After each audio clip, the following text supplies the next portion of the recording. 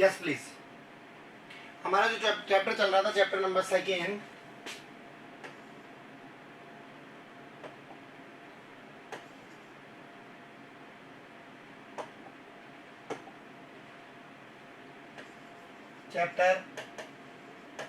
चल रहा था हमारा, और उसमें हम बात कर रहे थे स्ट्रक्चर ऑफ एटम की, structure of atom. Chapter 2 structure of atom. इसमें आज हमें बताना है limitations of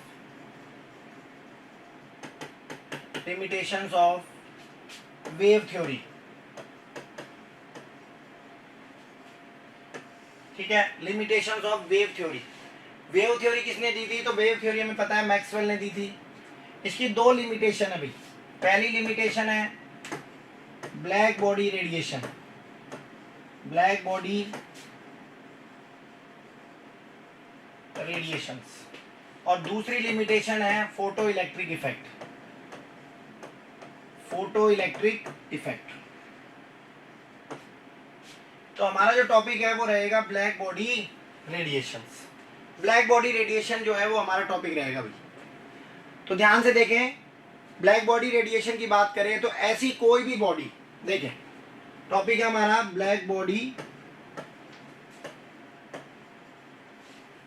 radiations, black body radiation.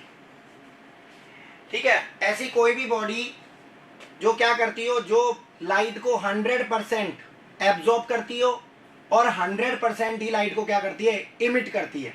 100% light को क्या करे, एब्जॉर्ब करे, और 100% ही लाइट को क्या करे, लाइट को एब्जॉर्ब करे। ऐसी बॉडी को क्या बोलते हैं हम ऐसी बॉडी को बोलते हैं ब्लैक बॉडी। ऐसी बॉडी क्या कहलाती है, ब्लैक बॉडी कहलाती है भाई। तो आपको ध्यान रखना है, an ideal body, an ideal body which is perfect emitter of light, perfect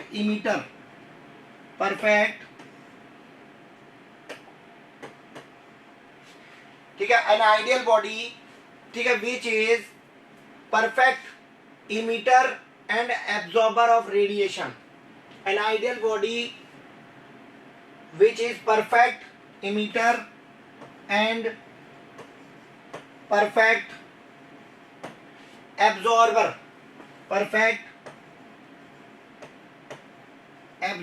of radiations।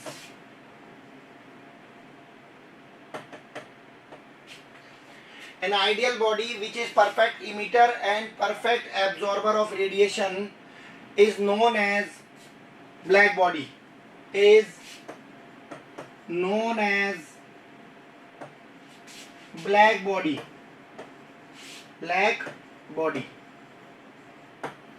is known as black body। ठीक है, ऐसी कोई भी ऐसी बॉडी, ठीक है, ऐसी कोई भी आइडियल बॉडी जो 100% तो परफेक्ट क्या हो, इमिटर हो, और परफेक्ट ही क्या हो, एब्जॉर्बर हो। ठीक है, जो रेडिएशंस की 100% तो क्या हो, एब्जॉर्बर हो, और 100% ही परफेक्टली ही क्या हो, इमिटर हो। ऐसी बॉडी ब्लैक बॉडी कहलाती है भाई। ऐसी बॉडी क्या कहलाती है, ब्लैक बॉडी। तो आगे ध्यान देंगे हम। तो ये कह रहा है the radiations which are emitted by the radiations which are emitted by such a body, the radiations which are emitted by such a body is known as, the radiations which are emitted by such a body is known as black body radiations, black body radiations। ठीक है, तो ऐसी body जब क्या करती है, radiations emit करती है, तो आपको ध्यान रखना है वो रेडिएशंस क्या कहलाती है, वो रेडिएशंस आपके कहलाती है ब्लैक बॉडी रेडिएशंस। तो सिंपल सा आपको ध्यान रखना है, कोई भी आइडियल बॉडी, कोई भी ऐसी आइडियल बॉडी जो जो क्या करती है, जो 100% परफेक्ट इमिटर हो रेडिएशंस की और परफेक्ट ही क्या हो, एब्जॉर्बर हो, ऐसी बॉडी क्या कहलाती है, ब्लैक बॉडी कहलाती है। और ऐसी ब्लैक बॉडी से निकलने वाली रेडिएशंस, ऐसी ब्लैक बॉडी से निकलने वाली रेडिएशंस क्या कहलाती है, ब्लैक बॉडी रेडिएशंस कहलाती है। चले, अब ऐसी बॉडी को, ऐसी ब्लैक बॉडी को अगर हम गर्म करें, ठीक है, अगर हम ऐसी ब्लैक बॉडी को गर्म करते हैं तो सबसे पहले आपको ध्यान रखना है वो रेड हॉट हो जाएगी भी। तो when such A black body is heated, it becomes red hot, it becomes red hot। तो जब हम बॉडी को, ऐसी ब्लैक बॉडी को क्या करेंगे, गर्म करेंगे, तो वो बॉडी क्या हो जाएगी, रेड हॉट हो जाएगी भाई। आगे बात करते हैं उसके अलावा, फिर आपने टेम्परेचर और बढ़ाया, as the temperature increases, as the temperature increases, as the temperature increases, the color of radiations, the color of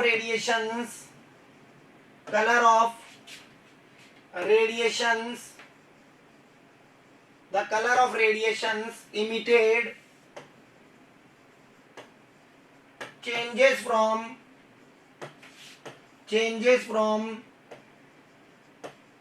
red to yellow, changes from red to yellow, then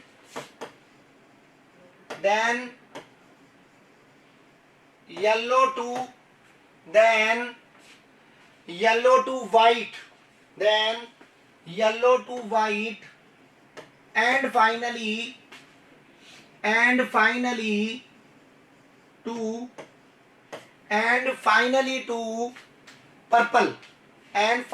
to purple, So what happens here, as we increases the temperature,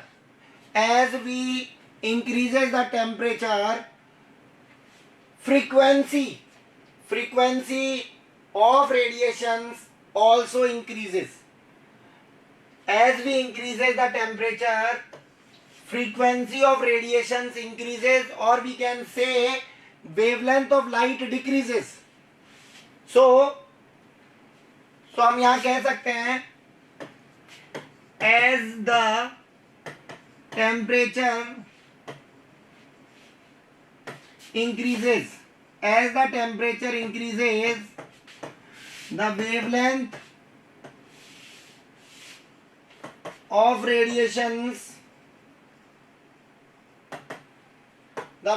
of radiations decreases, or there is increase in frequency,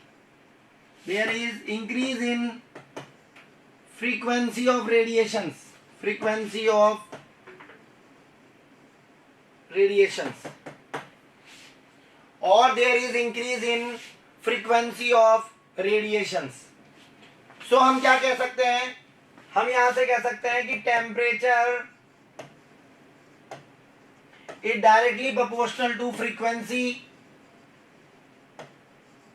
of radiations, या हम कह सकते हैं is inversely proportional to wavelength of radiations। तो ध्यान रखना है भाई, टेम्परेचर जो है वो आपको ध्यान रखना है फ्रीक्वेंसी के डायरेक्टली प्रोपोर्शनल है और वेवलेंथ के इनवर्सली प्रोपोर्शनल है। ठीक है, फ्रीक्वेंसी के तो क्या है, डायरेक्टली प्रोपोर्शनल है, और वेवलेंथ जो है उसके इनवर्सली प्रोपोर्शनल है टेम्परेचर। लेकिन अगर वेव थ्योरी की बात करें तो ये तो जनरल बात है, अब वेव थ्योरी की बात करें तो वेव थ्योरी में क्या कहा गया है, तो according to wave theory according to wave theory, अगर वेव थ्योरी की बात करें तो wavelength remain same. According to wave theory the wavelength of emitted light, the wavelength of emitted radiations remains same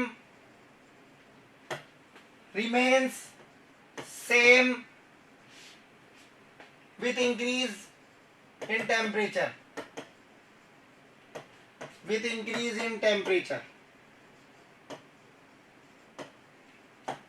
ठीक है। तो वेव थ्योरी क्या कहती है? वेव थ्योरी कहती है कि जो वेवलेंथ है वो सेम रहेगी भाई। टेम्परेचर आप कितना ही बढ़ा लो फिर भी क्या होगा, फिर भी आपको ध्यान रखना है वेवलेंथ जो है वो क्या रहेगी, वेवलेंथ सेम रहेगी। जबकि एक्चुअल में ऐसा नहीं होता है, ब्लैक बॉडी रेडिएशंस के केस में वहां पर आपको ध्यान रखना है, जब आप टेम्परेचर बढ़ाते हो, जब आप किसी भी ब्लैक बॉडी को गर्म करते हो तो पहले वो क्या हो जाती है, पहले वो रेड कलर की हो जाती है, रेड हॉट हो जाती है। इसका मतलब वो रेड कलर की लाइट इमिट कर रही है। फिर आपने टेम्परेचर और बढ़ाया तो आप देखते हो कलर जो है वो रेड से कैसा आ जाता है, येलो आ जाता है, और येलो से बाद में और टेम्परेचर बढ़ाने पे व्हाइट, और फाइनली व्हाइट से पर्पल। इसका मतलब आप देख रहे हो जैसे जैसे हम टेम्परेचर बढ़ा रहे हैं वैसे वैसे क्या हो रहा है, वैसे वैसे जो लाइट इमिट हो रही है उसकी जो रेडिएशंस है, उसकी जो फ्रीक्वेंसी है वो चेंज हो रही है, उसकी वेवलेंथ जो है वो डिक्रीज हो रही है। ठीक है, तो ध्यान रखना है वेवलेंथ जो है वो तो डिक्रीज हो रही है, जबकि फ्रीक्वेंसी क्या हो रही है, इंक्रीज हो रही है। तो टेम्परेचर बढ़ाने पर आपको ध्यान रखना है वेवलेंथ या फ्रीक्वेंसी चेंज हो रही है। जबकि वेव थ्योरी क्या कहती है, लेकिन वेव थ्योरी कहती है कि वेवलेंथ रिमेन सेम। वेवलेंथ क्या रहती है, वेवलेंथ सेम रहती है। ठीक है, तो जबकि ऐसा होता नहीं है। अगर हम ग्राफ की बात करें, अगर हम इंटेंसिटी ऑफ लाइट और वेवलेंथ में अगर ग्राफ खींचे, ठीक है, अगर हम क्या करें, ग्राफ खींचे, graph between intensity of light and wavelength,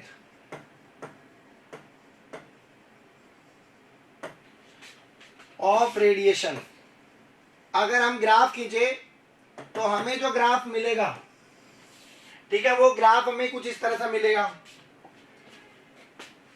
तो हमारा जो ग्राफ होगा, ठीक है, वो इस तरह का ग्राफ होगा।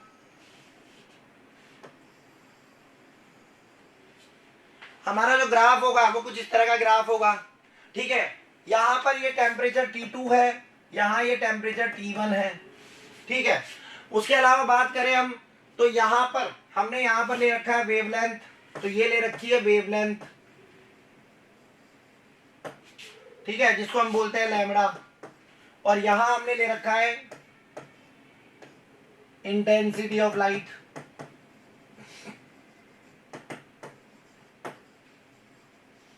यहां पर टेम्परेचर T2 जो है वो ज्यादा है T1 से। ठीक है, टेम्परेचर T2 जो है वो ज्यादा है, तो आपका जो ग्राफ बनने वाला है वो ग्राफ इस तरह से बनेगा भाई। तो ध्यान रखना है वेवलेंथ जो है वो कभी भी आपको ध्यान रखना है सेम नहीं रहती है। जबकि वेव थ्योरी क्या कहती है, वेव थ्योरी कहती है कि टेम्परेचर जो है बढ़ाने पर वेवलेंथ क्या रहती है, सेम रहती है। तो ये हमारा जो है ध्यान रखना है एक लिमिटेशन है भाई, वेव थ्योरी की क्या है, ये एक लिमिटेशन है, और वो है हमारे पास ब्लैक बॉडी रेडिएशन। तो आपको ध्यान रखना है ब्लैक बॉडी रेडिएशन, ठीक है, ये क्या है आपके लिमिटेशन ऑफ वेव थ्योरी। तो ये हमारा टॉपिक कंप्लीट हो गया भाई। उसके अलावा फोटो इलेक्ट्रिक इफेक्ट है, ये मैंने आपको पहले बता दिया था। फोटो इलेक्ट्रिक इफेक्ट जो है वो मैंने आपको पहले ही अच्छे से समझा दिया था। ठीक है, नेक्स्ट हम बात करते हैं फिर आज। ठीक है, ध्यान दें, देखिए भाई नेक्स्ट टॉपिक की बात करते हैं। तो नेक्स्ट टॉपिक हमारा जो है वो है Niels Bohr's model for hydrogen atom. हमारा जो टॉपिक है वो है Bohr's model for hydrogen atom, for hydrogen atom. Niels Bohr ने जो एटम की बात करी, ठीक है, नील बोर ने जो मॉडल दिया अपना, वो हाइड्रोजन के लिए जो एटम के लिए मॉडल दिया, उस मॉडल की खास बात क्या थी? तो उस मॉडल में उन्होंने कहा था कि बहुत सारे शेल्स होते हैं, सबसे बीच में न्यूक्लियस, उसके बाहर जो शेल होता है उसको हम बोलते हैं के शेल, उसके बाहर फिर शेल है उसको हम बोलते हैं एल शेल, उसके बाहर जो शेल है उसको हम बोलते हैं एम शेल, उसके बाहर जो शेल है उसको हम बोलते हैं एन शेल।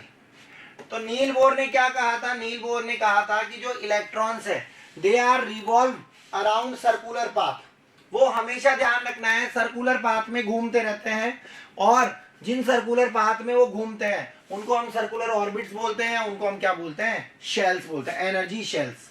इनको रिप्रेजेंट किया जाता है के, एल, एम, एन से, और के के लिए एन की वैल्यू ध्यान रखना है 1 होती है, एल के लिए एन की वैल्यू 2, एम के लिए एन की वैल्यू 3 और एन के लिए एन की वैल्यू 4। तो आपको ध्यान रखना है ये जो शेल्स हैं, these are circular orbits in which electrons are present and electrons are revolving around nucleus। और हमेशा ध्यान रखना है इलेक्ट्रॉन जो है वो इन शेल्स में चक्कर लगाते रहते हैं, इन शेल्स में ही प्रेजेंट होते हैं, और हमेशा न्यूक्लियस के चारों तरफ क्या लगाते रहते हैं? चक्कर लगाते रहते हैं। ठीक है, ये बात नील बोर ने अपने हाइड्रोजन के एटम का जब बताया, मॉडल बताया, उसमें बात बताई। उन्होंने कहा कि जब तक इलेक्ट्रॉन अपने पर्टिकुलर शेल में घूमता रहेगा, जब तक कि आप उसको एनर्जी प्रोवाइड नहीं करोगे। तो ध्यान रखना है अगर कोई इलेक्ट्रॉन के शेल में है तो वो के शेल में ही घूमता रहेगा, ठीक है, वो क्या करता रहेगा? के शेल में ही घूमता रहेगा जब तक कि आप उसको एक्सटर्नली कोई एनर्जी प्रोवाइड नहीं कराते हो। जैसे ही आपने उसको एनर्जी सप्लाई करी तो इलेक्ट्रॉन क्या हो जाएगा? इलेक्ट्रॉन एक्साइट हो जाएगा। एक्साइट होने पर इलेक्ट्रॉन जैसे ही एक्साइट होगा वैसे ही वो अपने शेल को छोड़ के चले जाएगा और हायर एनर्जी लेवल में पहुंच जाएगा। तो ध्यान रखना है जब तक आप एनर्जी नहीं दोगे जब तक इलेक्ट्रॉन अपने पर्टिकुलर शेल में घूमता रहेगा। इसीलिए शेल्स की एनर्जी फिक्स होती है और उनको क्या बोलते हैं? स्टेशनरी स्टेट्स या स्टेशनरी ऑर्बिट्स। तो ध्यान रखना है इलेक्ट्रॉन्स जो हैं जब उनको एनर्जी सप्लाई की जाती है तभी वो अपनी स्टेट छोड़कर, अपने शेल को छोड़कर और दूसरे शेल में पहुंच जाते हैं, हायर एनर्जी लेवल में पहुंच जाते हैं। ठीक है, तो ये आपको ध्यान रखना है। उसके अलावा बता रखा है कि जब इलेक्ट्रॉन ऊपर अपने शेल को छोड़कर ऊपर वाले शेल में जाएगा तो उस समय क्या होगा? वो वहां पर अनस्टेबल होगा। तो कुछ समय जो है वो इलेक्ट्रॉन वहां पर उस शेल में रहने के बाद में वापस से क्या करेगा? वापस से अपने शेल में आ जाएगा, वापस से ही जंप करके क्या हो जाएगा? अपने शेल के अंदर आ जाएगा। तो जितनी एनर्जी उसने एब्जॉर्ब की थी, जितनी एनर्जी उसने, ठीक है, एक शेल से और हायर एनर्जी शेल में जाने के लिए एनर्जी एब्जॉर्ब की थी, उतनी एनर्जी वो क्या करेगा? इमिट करेगा। उतनी ही एनर्जी क्या करेगा? वो वापस से इमिट करेगा। और वो भी किस फॉर्म में करेगा? इलेक्ट्रोमैग्नेटिक रेडिएशंस की फॉर्म में। किस फॉर्म में करेगा? इलेक्ट्रोमैग्नेटिक रेडिएशंस की फॉर्म में वो एनर्जी क्या करेगा? रिलीज करेगा। ठीक है, तो ये आपको ध्यान रखना है, नील बोर का मॉडल है। अब मैं आपको इसके बताता हूं पोस्टुलेट्स। तो सबसे पहले हम बात करते हैं postulates of Niels Bohr model. Postulates of Bohr's model. Postulates of Bohr model of atom. Number 1, सबसे पहले पोस्टुलेट की बात करी हमने, तो हमने बताया कि जो इलेक्ट्रॉन्स हैं, ठीक है, वो सर्कुलर पाथ में न्यूक्लियस के चारों तरफ घूमते रहते हैं और उन सर्कुलर पाथ्स की एनर्जी फिक्स होती है। उन सर्कुलर पाथ्स को हम एनर्जी शेल्स बोलते हैं या उनको हम क्या बोलते हैं? Energy orbits. तो सबसे पहला जो पॉइंट है वो है the electrons in hydrogen atom. The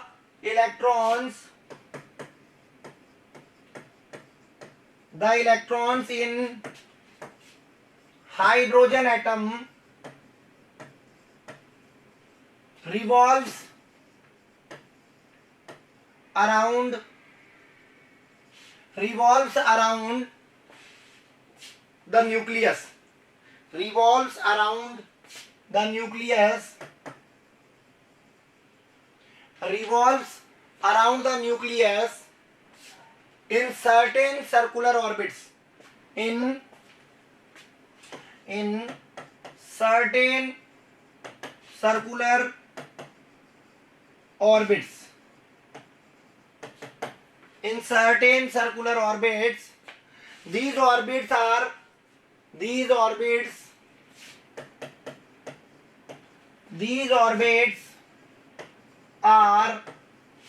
associated with definite energy,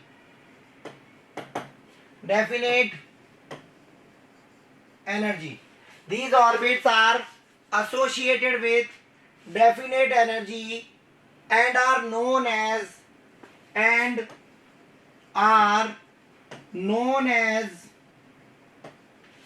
energy shells,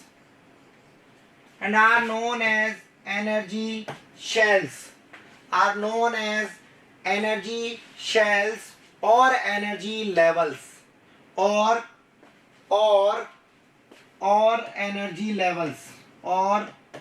energy levels.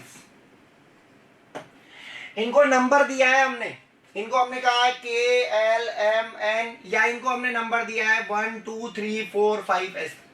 तो ध्यान दें, these shells, these energy levels are numbered as 1 2 3 4 5 and so on, or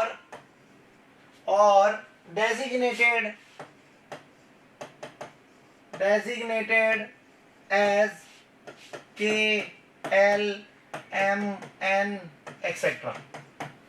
तो ये हमारा पहला पॉइंट हो गया भाई कि जो इलेक्ट्रॉन्स है वो हमेशा ध्यान रखना है वो सर्कुलर ऑर्बिट्स में घूमते रहते हैं, और ये जो सर्कुलर ऑर्बिट्स है इनकी एनर्जी हमेशा ध्यान रखना है फिक्स होती है, और इन सर्कुलर ऑर्बिट्स जिनकी एनर्जी फिक्स होती है इनको हम एनर्जी लेवल्स या एनर्जी शेल्स बोलते हैं. सेकंड पॉइंट की बात करते हैं. सेकंड जो पॉइंट है उसमें ये कहा गया है कि केवल और केवल वही ऑर्बिट्स परमिटेबल है, उन्हीं को परमिशन है जिनका एंगुलर मोमेंटम, ठीक है, h/2π के इंटीग्रल में होगा. सेकंड जो पोस्टुलेट है वो ये कहता है only those orbits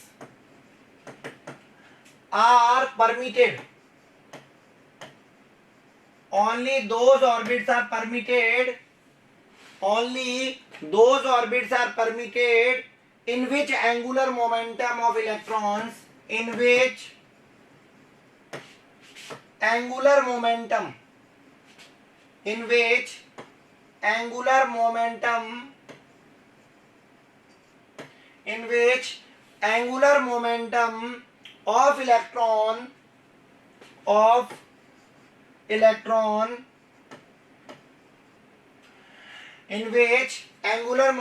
of electron is multiple, is integral number of h/2π. Only those orbits are permittable in which angular momentum of electron is whole number या integral number of h/2π. Whole number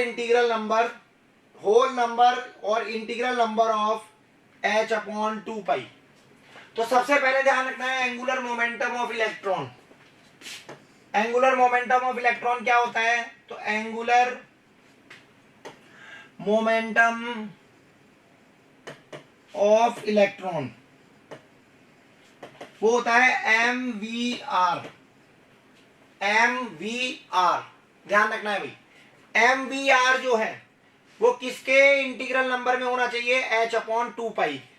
तो आप यहां से लिख सकते हो कि sir MVR is n number of n integral या होल नंबर ऑफ h/2 पाई।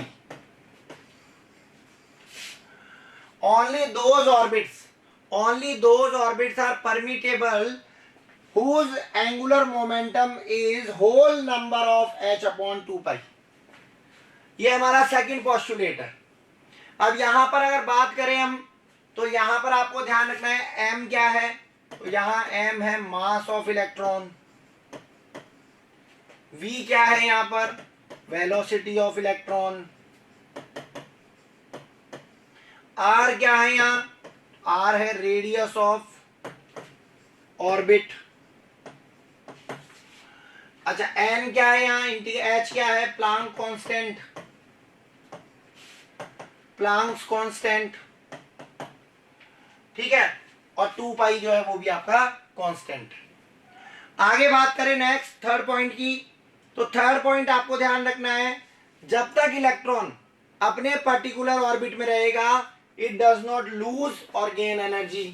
तो तीसरा पॉइंट देखिए भाई, third postulate of Niels Bohr,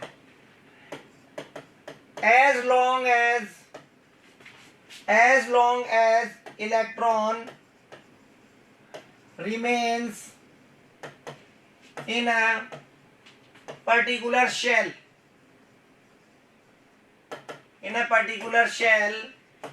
it do not lose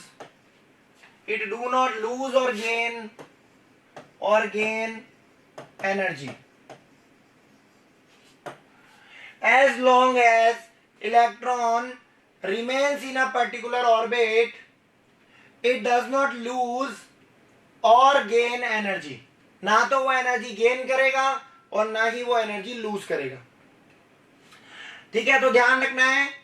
तो आप कह सकते हो कि सर जो एनर्जी होती है ऑर्बिट की वो कांस्टेंट होती है, ठीक है। So the energy of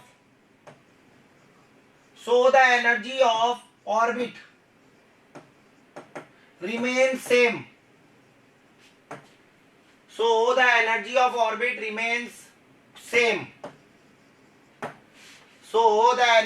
orbit remains same. या कह सकते हो remains constant, same या constant.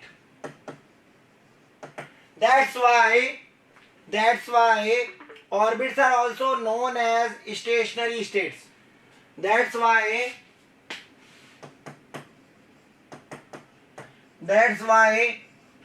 orbits are also known as stationary states. That's why orbits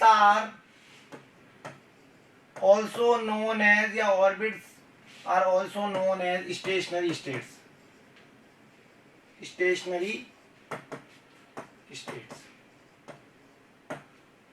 ठीक है, तो ये आपका थर्ड पॉइंट हो गया भाई कि जब तक electron, as long as the electron remains in a particular shell, जब तक इलेक्ट्रॉन एक पर्टिकुलर शेल में रहेगा तब तक आपको ध्यान रखना है ना तो वो एनर्जी गेन करेगा और ना ही वो एनर्जी लूज करेगा।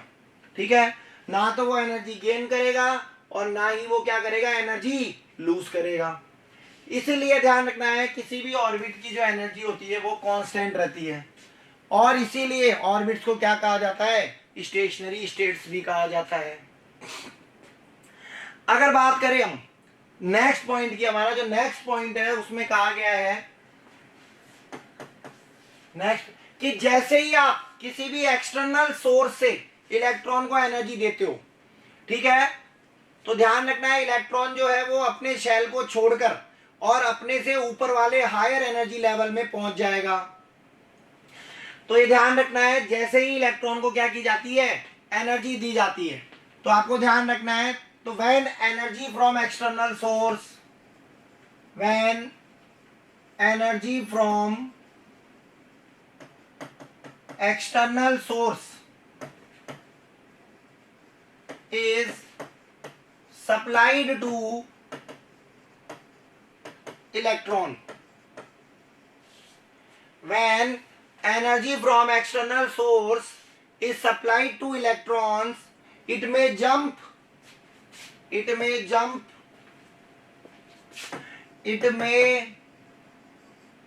to higher energy level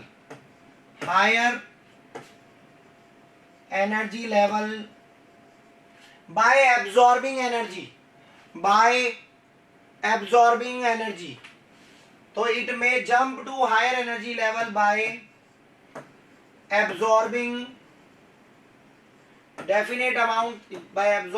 certain amount of energy.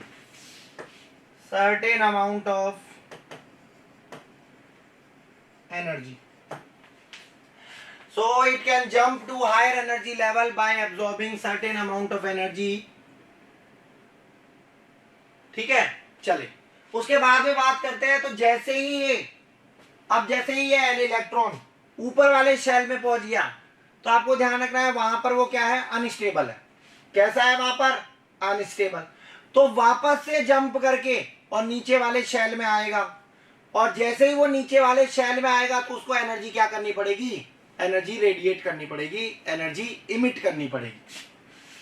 तो आपको ध्यान रखना है जितनी एनर्जी उसने एब्जॉर्ब की थी उतनी ही एनर्जी उसको वापस से क्या करनी पड़ेगी, वापस से इमिट करनी पड़ेगी।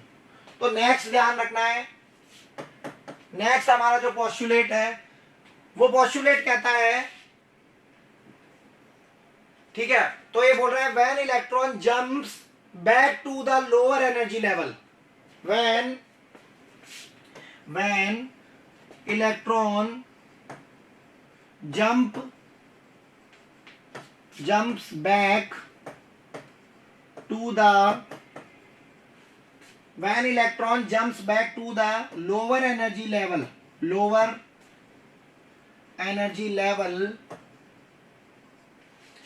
when electron jumps back to the lower energy level, it radiates same amount of energy. It radiates same amount of energy. It radiates same amount of energy. ठीक है, तो ध्यान दें, तो हमें ध्यान रखना है कि जो डिफरेंस आएगा एनर्जी का E2 माइनस E1 वो हमेशा h म्यू के बराबर आएगा। तो आप कह सकते हो sir E2 minus E1 is equal to H C by lambda. E2 क्या है यहां पर, E2 है energy of electron in higher energy level,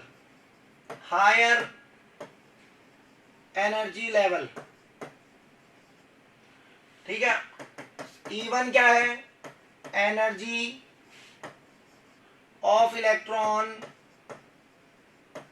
in lower energy state, lower energy shell या लेवल, ठीक है। C क्या है यहां पर, C आपको पता है speed of light,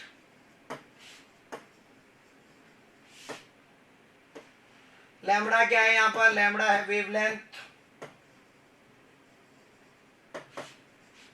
wavelength of radiation, और H क्या है यहां पर, प्लांक्स कांस्टेंट।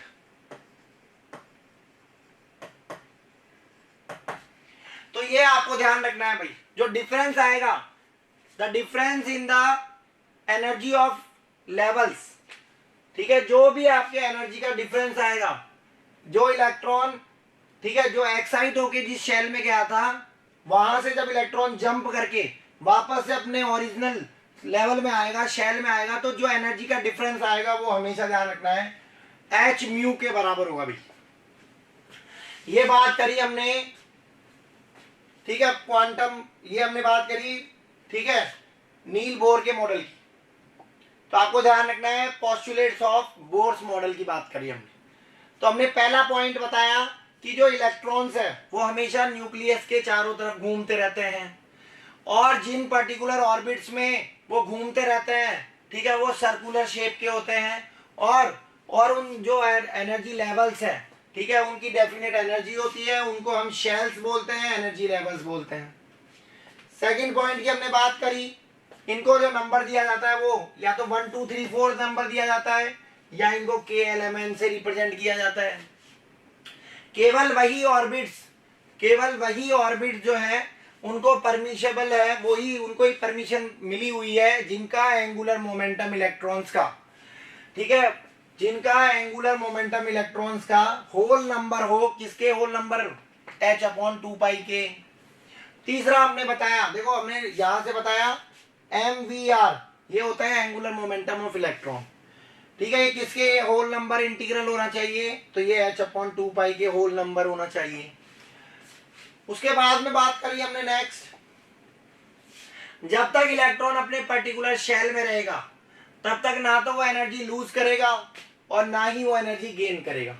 तो किसी भी ऑर्बिट जो है उसकी एनर्जी क्या रहती है, कांस्टेंट रहती है। इसीलिए ऑर्बिट्स को क्या बोला जाता है, ऑर्बिट्स को बोला जाता है stationery states.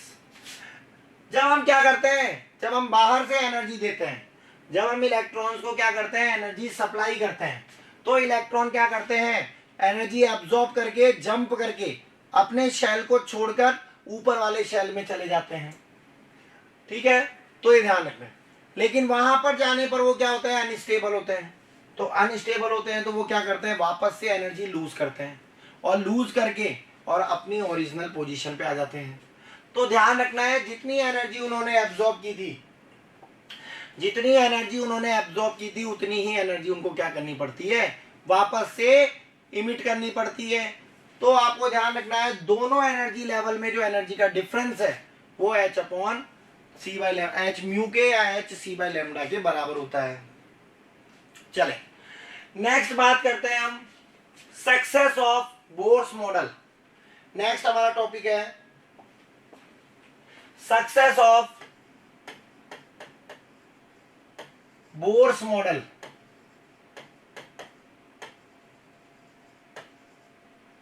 Success of Bohr's model. Bohr's model की सक्सेस क्या क्या है, कैसे बोर्स मॉडल जो है वो सक्सेस हुआ, ठीक है। तो सक्सेस की अगर बात करें, हम बोर्स मॉडल के सक्सेस की बात करें, तो उसका सबसे पहला पॉइंट है कि उसने स्टेबिलिटी ऑफ एटम समझाया। बोर्स मॉडल, फर्स्ट पॉइंट आपको ध्यान रखना है, बोर्स मॉडल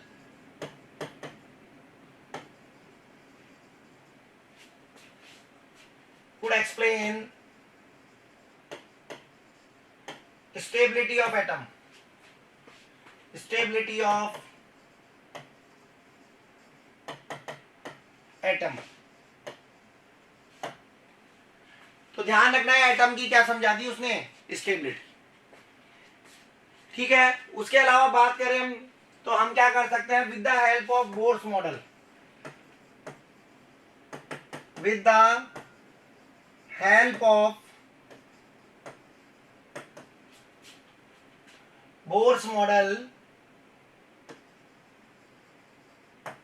बोर्स मॉडल की हेल्प से हम क्या कर सकते हैं, we can easily calculate energy of electron. With the help of Bohr's model we can easily calculate, we can easily calculate energy of electron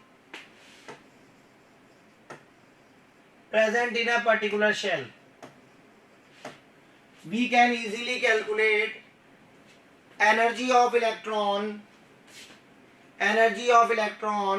in a particular orbit. We can easily calculate energy of electron present in a particular shell और level. तो Bohr's model जो है उसकी help से आप क्या कर सकते हो, आप इजीली एनर्जी कैलकुलेट कर सकते हो। तो उसके लिए आपके पास एक फॉर्मूला है, ठीक है। तो वो फॉर्मूला है हमारे पास En equals to -k² E n equals to minus k square into 2 pi square me4 upon N square H square देखो भाई यहां पर आपको ध्यान रखना है, सारे लगभग कांस्टेंट ही है यहां पर। जैसे सबसे पहले अगर बात करें के की, तो के यहां पर जो है वो कूलाम्स कांस्टेंट है। के जो है यहां पर ये क्या है, तो ये आपको ध्यान रखना है कूलाम्स कांस्टेंट है। इसकी वैल्यू फिक्स होती है भाई, इसकी वैल्यू होती है 9 इंटू 10⁹। 2 कांस्टेंट है, पाई कांस्टेंट है, एम यहां पर मास ऑफ इलेक्ट्रॉन, ई क्या है यहां पर चार्ज ऑफ इलेक्ट्रॉन, एन क्या है यहां पर, तो एन की बात करें अगर हम, तो एन आपको ध्यान रखना है क्योंकि हाइड्रोजन की बात कर रहे हो आप, और हाइड्रोजन में जो इलेक्ट्रॉन होता है वो के शेल में होता है सॉरी, तो के शेल में जब इलेक्ट्रॉन होता है तो उसके लिए एन की वैल्यू होगी 1, तो ये 1 हो जाएगी यहां पर, ठीक है। तो ध्यान रखना, और एच क्या है यहां पर, एच आपका प्लांक्स कांस्टेंट, एच क्या हो जाएगा आपका, एच हो जाएगा प्लांक कांस्टेंट। तो एच जो है वो आपका प्लांक्स कांस्टेंट। तो हम क्या कर सकते हैं, किसी भी इलेक्ट्रॉन की एनर्जी कैलकुलेट कर सकते हैं।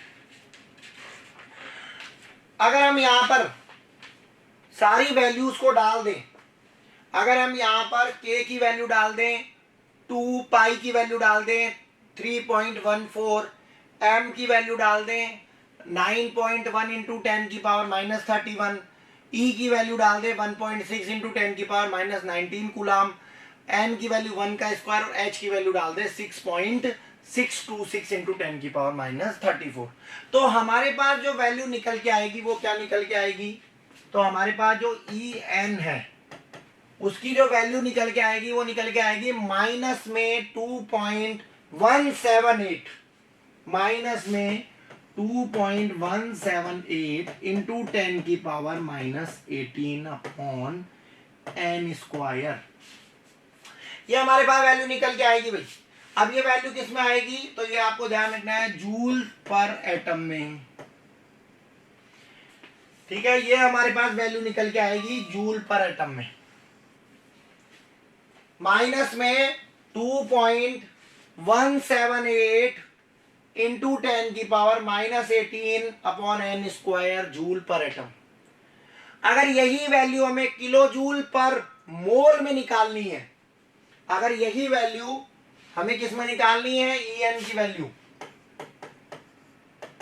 तो आपको माइनस में 1312 upon N square kilojoule per mole, ये आपके वैल्यू निकल जाएगी किलो जूल पर मोल के अंदर, माइनस में 1312 अपॉन एन स्क्वायर।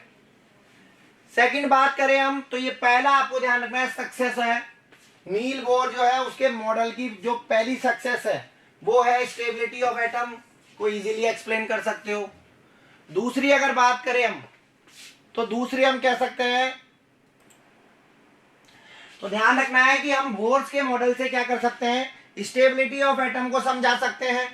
उसके बाद में अगर हम बात करें तो हम बोर के मॉडल से इजीली क्या कर सकते हैं, एनर्जी जो है, इलेक्ट्रॉन की जो एनर्जी है उसको हम एक्सप्लेन कर सकते हैं कि इलेक्ट्रॉन जो है उसके पास कितनी एनर्जी है, कौन से शेल में इलेक्ट्रॉन प्रेजेंट है और उस इलेक्ट्रॉन की कितनी एनर्जी है। तीसरी अगर बात करें हम, तो तीसरा हम बता रहे हैं नेक्स्ट,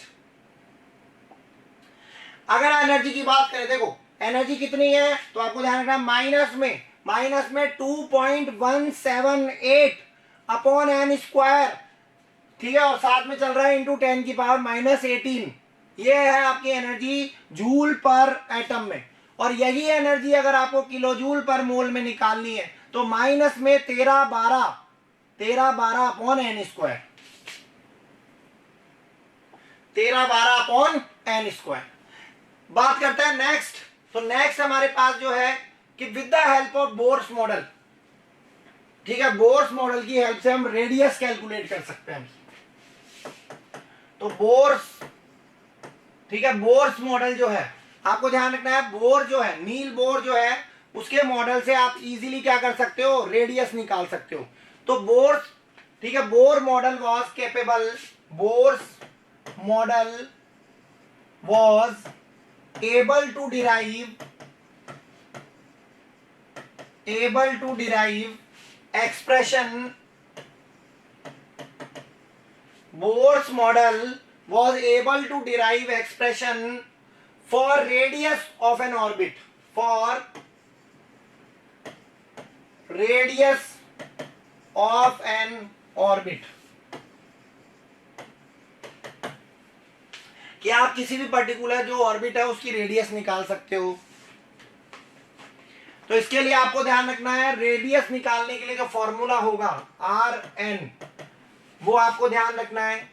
तो रेडियस निकालने का जो फॉर्मूला है, ठीक है, वो है N square H square upon 4 pi square K M E square.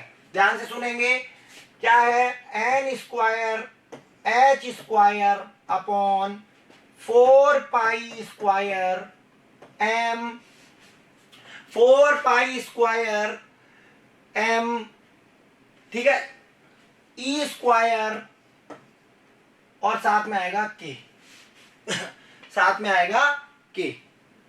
चले, सारी वैल्यूज डालने पर हमारे पास जो वैल्यू आएगी आर एन की, वो आएगी 0.529 इंटू एन स्क्वायर। ये हमारे पास वैल्यू आएगी भाई, 0.529 इंटू एन स्क्वायर। ये जो वैल्यू आएगी, ये ध्यान रखना है भाई, एंगस्ट्रॉन्ग में आएगी। ये आपके पास आ जाएगा रेडियस ऑफ ऑर्बिट। अब जब आप हाइड्रोजन के लिए रेडियस निकालोगे, ठीक है, जब आप हाइड्रोजन के लिए क्या करोगे, रेडियस निकालोगे, तो radius for hydrogen atom,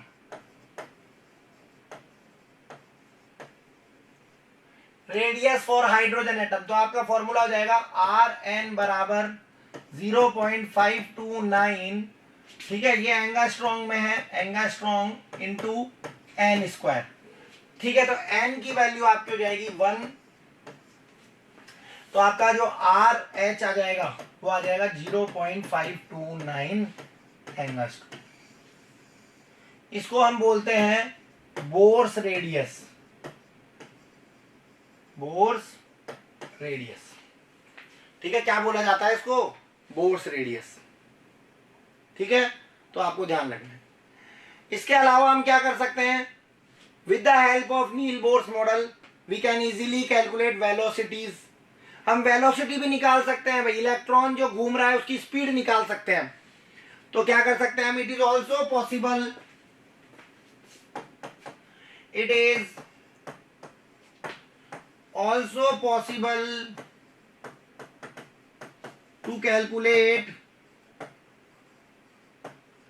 velocity of electron. It is also possible to calculate velocity of electron moving in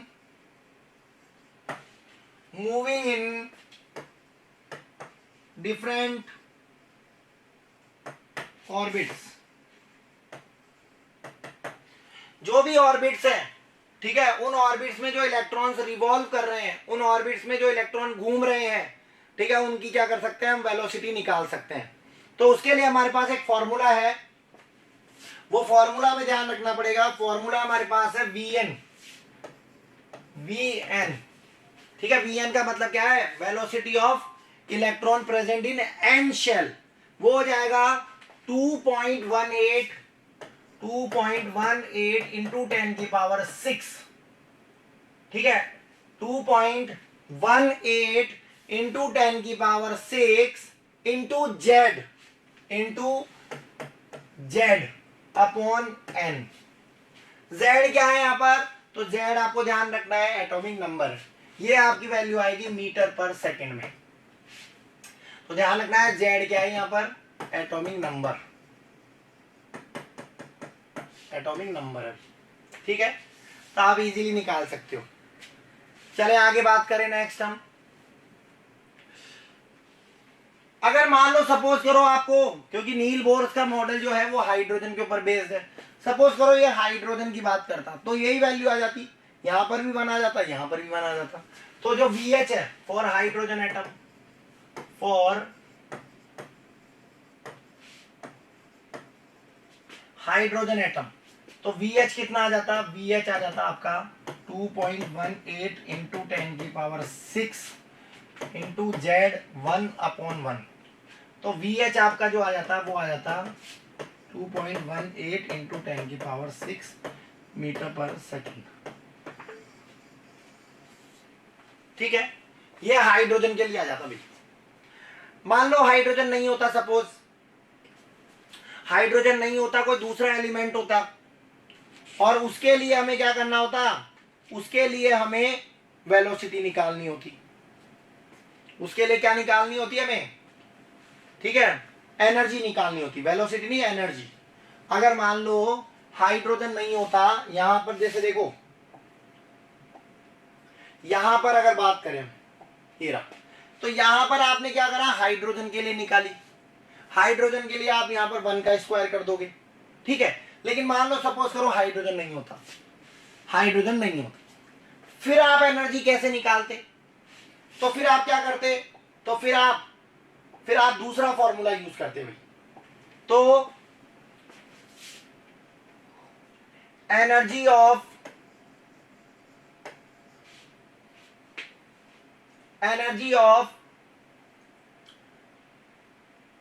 electron,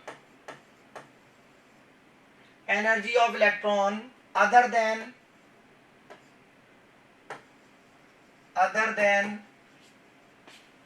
energy of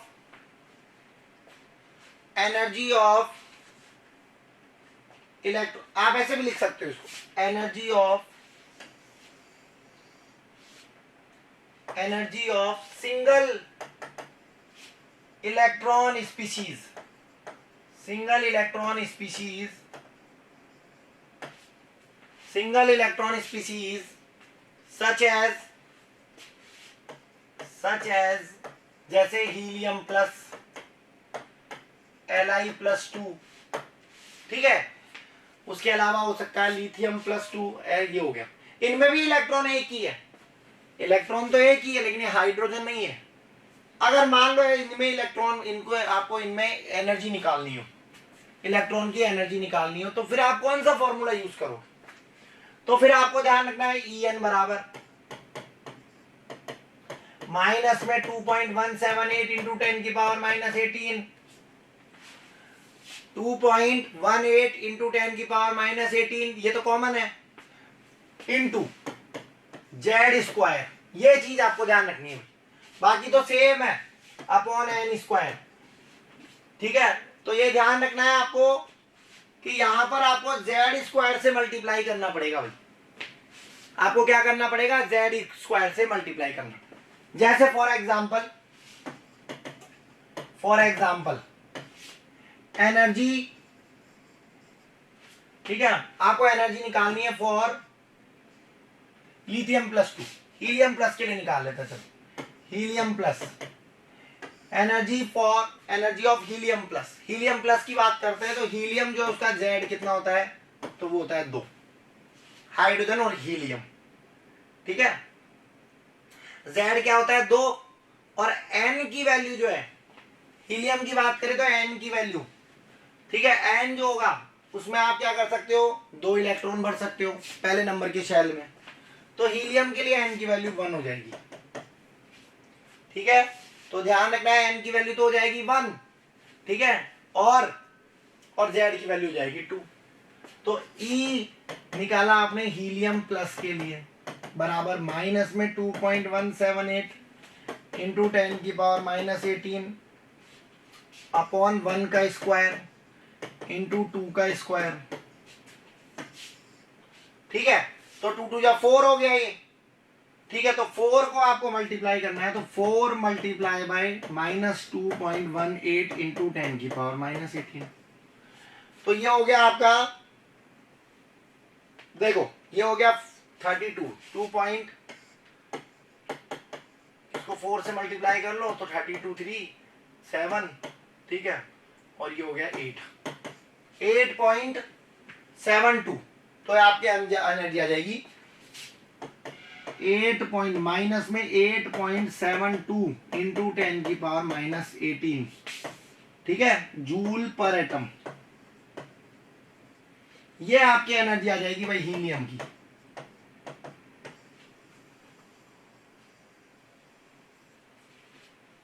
minus में 8.72 इंटू 10⁻⁻18 जूल पर एटम।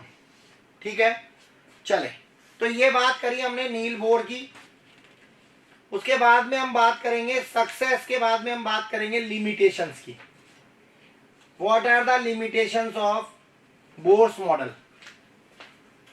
तो जो हमारा नेक्स्ट टॉपिक रहेगा कल का, वो रहेगा लिमिटेशंस ऑफ